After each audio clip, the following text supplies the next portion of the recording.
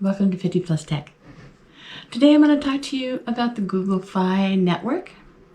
I have had this network, cell phone network, since 2015, August of 2015. Basically, I was switching because I had moved to Arizona, new job, excuse me, and my kids were no longer on my network, and so I was just going to be on a network on my own. So I had already used the Google Voice and the Voice over IP for Google in the past. So I just said, it's not going to hurt. You know, it's only $25 a month. So I went ahead and I signed up for the Google Fi. And I've had the plan since then. I started with the Nexus. I still have the phone. This is the Nexus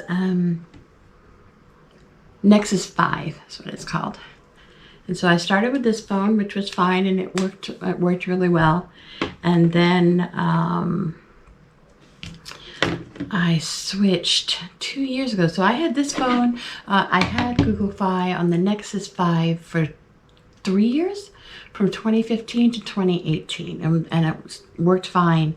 And then I got the Pocophone F1 in 2018 for like $250, and I bought this one because I liked the processor on it and I liked the camera and the speed, and so it was good. And the thing is, it wasn't in the network, it wasn't one of the supported phones, but it did work for 2 years on the Google Fi.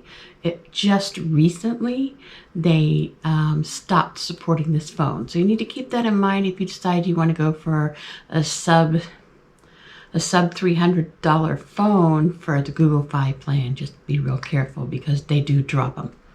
So they dropped this one after 2 years, and it was worth it. I mean, for me, I don't do a whole lot of traveling, and the only reason I really use my phone is for Google Authenticator, for two-factor authentication, for the camera, for taking pictures, and there was something else that I use it for. Oh, checking search results on Google. So I don't travel much, and so there's not a lot of heavy usage beyond that. You can also use Fi on the Apple. This is an SE. I tend to have Android phones, but I got this one for doing demos for some of my videos on the channel. And you can get an eSIM for Apple phones on Fi. And then my most recent phone, when they stopped supporting the Pocophone, I just went, and they were having a sale for this phone. That's the phone I'm using right now that has my stuff on it right now. But this phone has, this is the Moto G Stylus. And the reason I got it is it wound up being free for me, because I had, it was like $200 off, and the phone was $299, and then I got credit for buying the phone. So this wound up being a free phone. Doesn't mean it's going to work out that way for everybody, but it wound up being free for me. So I'm using this for now. This is my daily driver, the Moto G Stylus. So the Fi works fine on this. So what I wanted to really get at with this Google Fi, it's been great for me for the last 5 years. I have quite a few friends that use the Fi network, and it works great for them as well. My personal experience, excuse me, I touched my mic. My personal experience has been, I don't do, like I said, a lot of traveling or moving around, or, I mean, I am home. I've been working remotely for nearly 7 years at this company. I only go out on occasion. I have had 2 events with this, and it was on the Pocophone, which is not a supported phone, where I went to a mall, I think, to get my hair cut or something, and I came out and was trying to call a Lyft to get back home, and I could not get connected. I think this was a couple years ago. This was 2018, 2019, early 2019 that this happened. And one other, so I couldn't get connected at all. I had to go into the Cheesecake Factory and ask them to call me a cab so I could get home. And then the second time that I had an issue was when I went to the dentist, and when I came out of the dentist's office, I couldn't get connected to any network. Now, the way that Google Fi works is that it uses multiple telecommunications like T-Mobile and Sprint and all these different. So as you're traveling, it connects to whatever cell tower is closest to you. It doesn't matter which company it is. So like I said, T-Mobile, Sprint, AT&T, whatever, it will connect to whatever. It will start by connecting to a Wi-Fi, and then it will only use your data plan if you need it. If there's no tower around, or the tower's full, or like we talked about in one of my other videos, sometimes the tower will be full and it'll toss you to some tower far away, and then you don't get as good a connection as maybe the person sitting next to you. You don't really have a lot of control over that.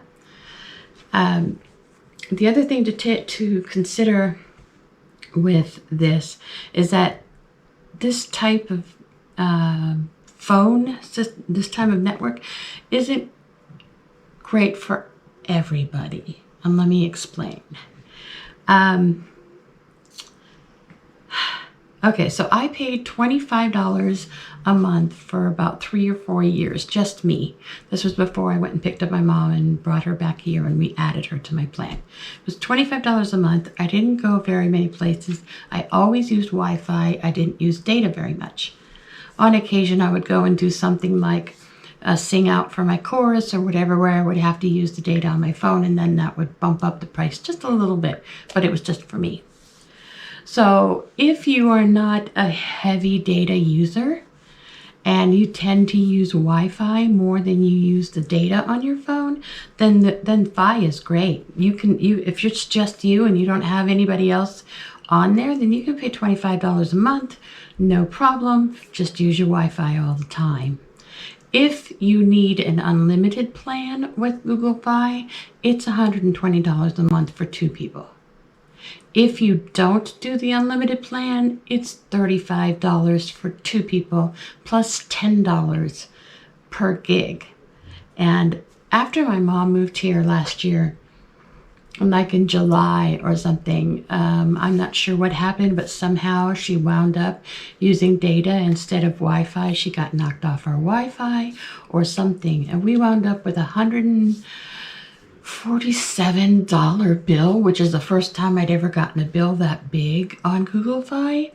So that's something to take into consideration, that you really need to think about how much data and how much Wi-Fi you're using. If you don't use very much data, then this plan is fantastic. It's great to add another person to. We pay $60 a month for 2 phones and basically using it on Wi-Fi. So it works perfectly. $60 a month, great. Which is why I haven't upgraded to unlimited, because we really don't go anywhere. So that makes sense. The phones have been fine. I've enjoyed the phones. I mean, I bought my mom the Moto G Stylus. I have the Moto G Stylus. It works for what we need.